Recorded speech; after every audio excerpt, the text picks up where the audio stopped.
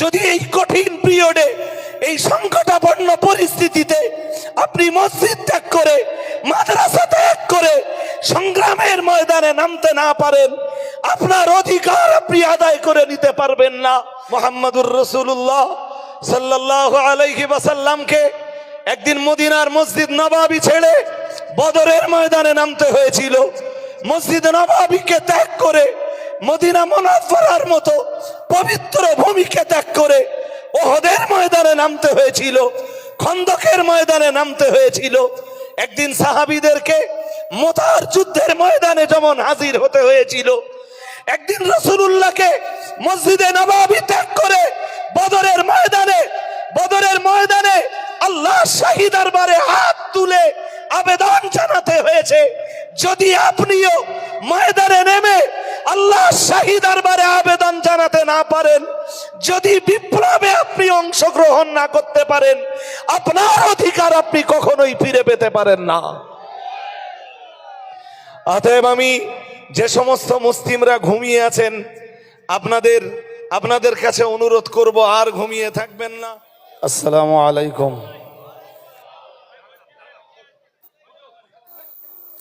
নাহমাদুহু ওয়া নুসাল্লি আলা রাসূলিহিল কারীম, আম্মা বা'দ। ফাউযু বিল্লাহি মিনাশ শাইতানির রাজীম। বিসমিল্লাহির রহমানির রহিম। আলা ইন্না নাসরাল্লাহি করিব। সাদাকাল্লাহুল মাওলানাল আযীম। قال رسول الله صلى الله عليه وسلم إذا سألت فاسأل الله وإذا استعنت فاستعن بالله صدق رسوله النبي الكريم।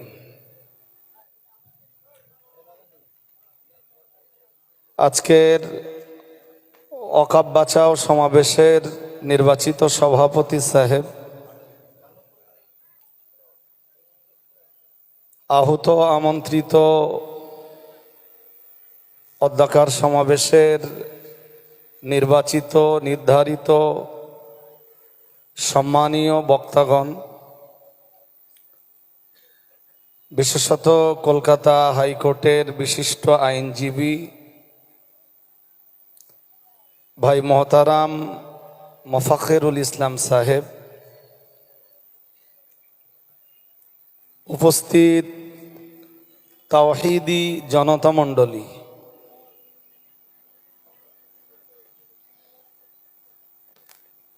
মাগরিবের আগে এবং পরে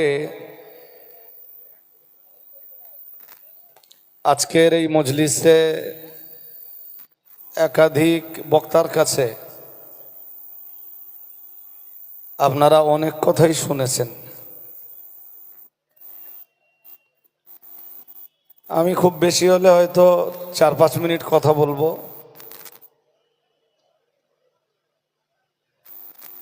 আমার প্রথম কথা, আমরা এখানে বহু মানুষ উপস্থিত হয়েছি, হাজির হয়েছি। এলাকার বহু মানুষ আজকের সমাবেশ থেকে মাহরুম হয়েছেন। হয়তো তারা জানেন না আজকের এই সমাবেশের গুরুত্ব কতটা। হয়তো তারা আজকের সমাবেশের গুরুত্বের ব্যাপারে ওয়াকিবহাল নন। আমার মুসলিম কমিউনিটির একটা অংশ এখনো ঘুমিয়ে, এখনো তাদের চেতনার জাগরণ ঘটেনি।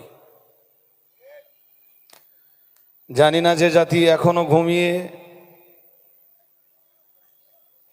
সে জাতি কবে, কখন, কোন সময়ে জেগে উঠবে, তাদের চেতনার জাগরণই বা কবে ঘটবে। তবে আমরা এমন একটা কন্ডিশনে পৌঁছে গেছি যে আমাদের পিছানোর মতো আর কোনো জায়গা নেই, দেওয়ালে পিঠ ঠেকে গেছে। আমরা মুসলিম কমিউনিটি আমাদের এই আন্দোলন আমাদের এই সংগ্রাম, আমাদের এই বিপ্লব, আমাদের এই মুভমেন্ট, এটা নির্দিষ্ট কোনো গোষ্ঠীর বিরুদ্ধে নয়, এটা নির্দিষ্ট কোনো সম্প্রদায়ের বিরুদ্ধে নয়। আমাদের এই আন্দোলন মসজিদ বাঁচাও, মাদ্রাসা বাঁচাও, ঈদগাহ বাঁচাও, খানকা বাঁচাও, পূর্বপুরুষদের কবরস্থান বাঁচাবের লড়াই। সুতরাং যারা এই আন্দোলন, যারা এই সংগ্রাম থেকে পিছিয়ে, টোটালে আমার এই এলাকার ভৌগোলিক অবস্থান সম্বন্ধে যেটুকু আইডিয়া, এই এলাকার মানুষেরা আজকের এই সমাবেশে এলে এখানে জায়গা দেওয়া সম্ভব হতো না, ব্রিজ পুরো জ্যাম হয়ে যেত। আমি শুরুতেই বলেছি যে এই এলাকার মানুষের এখনো জাগরণ ঘটেনি। তবে আমরা যদি জেগে উঠতে পারি, মজবুত কদমে আমরা যদি দাঁড়াতে পারি, আমরা মুসলিম কমিউনিটির মানুষ, আমরা রসুল করিম সাল্লাল্লাহু আলাইহি ওয়াসাল্লাম আর সাহাবী হযরত খালিদ ইবনুল ওয়ালিদের উত্তরসূরি, আমরা মুসলিম কমিউনিটির মানুষ, আসাদুল্লাহিল গালিব, আল্লাহর বিজয়ী সিংহ হযরত আলী রাদিয়াল্লাহু তাআলা আনহুর উত্তরসূরি, আমরা হযরত সাআদ ইবনে আবি ওয়াক্কাসের উত্তরসূরি। আমরা এই পৃথিবীতে মর্দে মুজাহিদ, বিজয়ী বীর হযরত সালাউদ্দিন আইয়ুবীর অনুসারী। ইতিহাস আলগা করলে দেখা যায় যে এই মুসলিম কমিউনিটির মানুষেরাই রসুল করিম সাল্লাল্লাহু আলাইহি ওয়াসাল্লাম আর সাহাবীরাই স্বল্প সংখ্যক সৈন্য নিয়ে একদিন রোম সম্রাটকে তার আসন থেকে নামিয়ে সেই আসনে উত্তরাধিকার গ্রহণ করেছিলেন এই মুসলিম কমিউনিটির মানুষেরাই। তদানীন্তন পারস্য সম্রাটের চেয়ার থেকে পারস্য সম্রাটকে নামিয়ে সেই চেয়ারকে দখল করেছিলেন একদিন মুসলমানরাই। আজকে নরেন্দ্র মোদী মুসলমানদের সম্পত্তি বেআইনি দখল করার জন্যে যে বিল পাশ করেছে, আমরা যদি এই বিলের এগেনস্টে লাগাতার আন্দোলন করতে পারি, আজও ভারতবর্ষের মুসলমানরা সংঘবদ্ধভাবে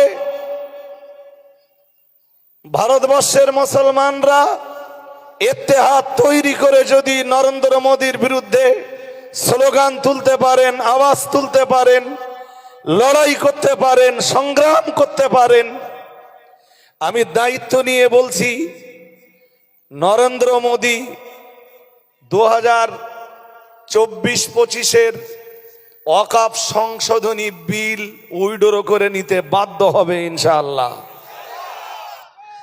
এই ভারতবর্ষের মুসলমানরা যদি তারা ঐক্যবদ্ধ হতে পারে এবং দাঁতে দাঁত দিয়ে মাটি কামড়ে যদি লড়াই করতে পারে, সংগ্রাম করতে পারে, নরেন্দ্র মোদী এবং নরেন্দ্র মোদীর ক্যাবিনেট ওয়াকফ সংশোধনী বিল প্রত্যাহার করতে বাধ্য হবেই হবে ইনশাআল্লাহ।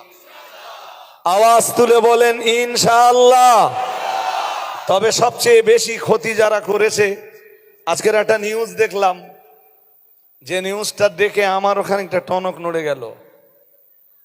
জানেন নরেন্দ্র মোদীকে এই ওয়াকফ সংশোধনী বিল আনার রাস্তা তৈরি করে দিয়েছে কারা?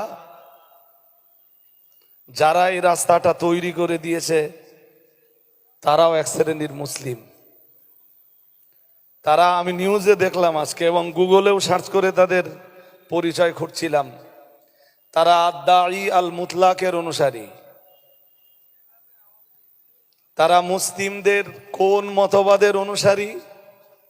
আমি এক্ষুনি সে কথা বললে মুসলিমদের ভিতরে হয়তো আবার একটা ডিভাইডেশন তৈরি হবে, তাই আমি তাদের পরিচয় পুরোপুরি ব্যক্ত করছি না। তবে তারা দাউদি বোহরা নামে পরিচিত। নিউজে অনেকে দেখেছেন যে আজকাল তারা নরেন্দ্র মোদীকে সঙ্গে নিয়ে একটা ছবি তুলে সেই ছবি ভাইরাল করেছে, অনেকে আপনারা দেখেছেন।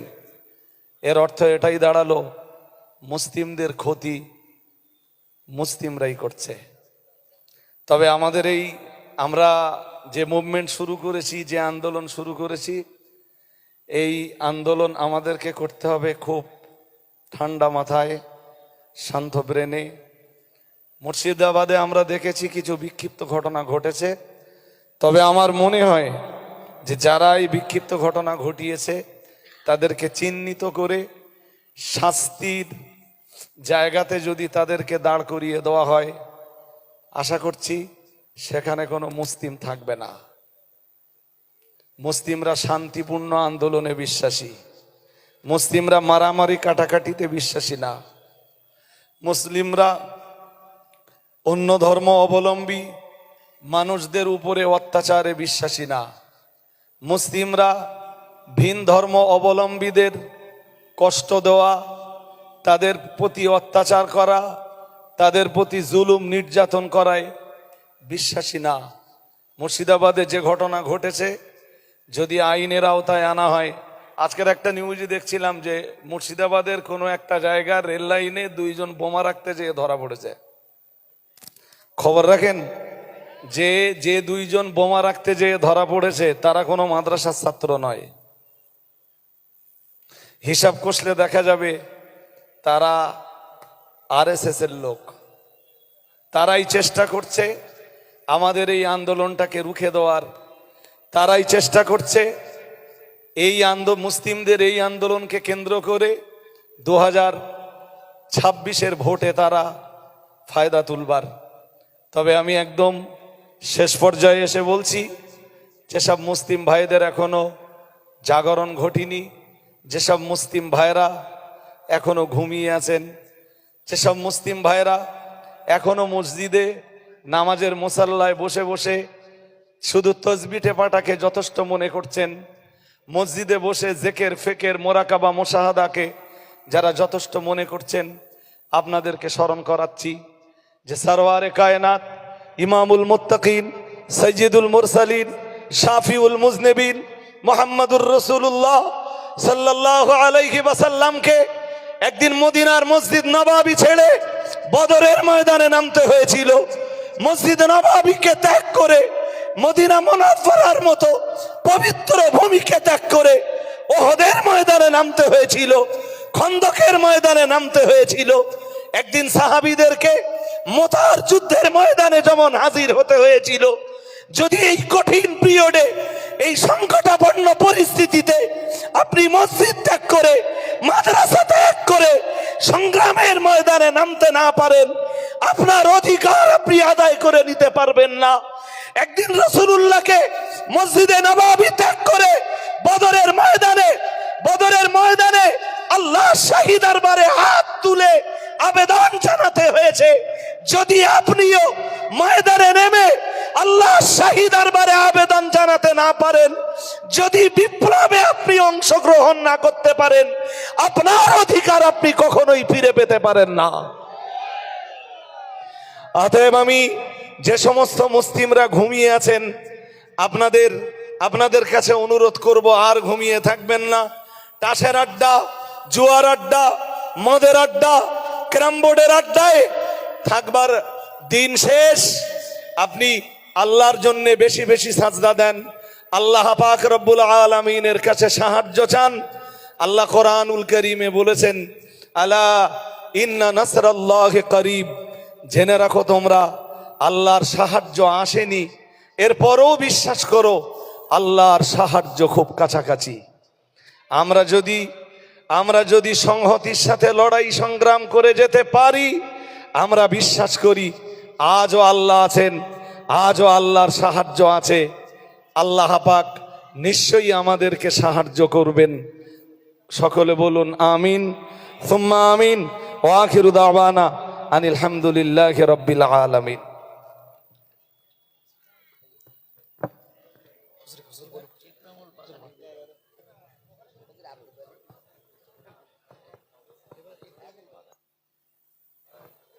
আপনার নাম?